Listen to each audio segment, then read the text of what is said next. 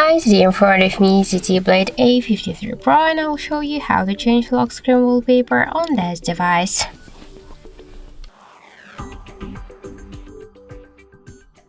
So open first the settings and then tap to the home screen to the personalization settings.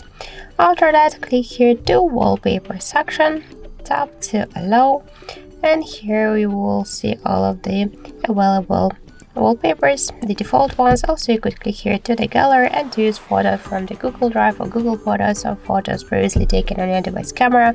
So let's select one from the available wallpapers, tap to set as and select lock screen. Now we can see that the wallpaper applied successfully. And also we got one more way how we could do that. Just first let's unlock our phone.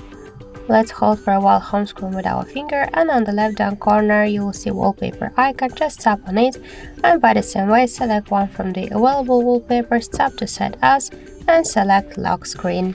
So thank you for watching, and if you find this video helpful, leave thumbs up and subscribe our channel.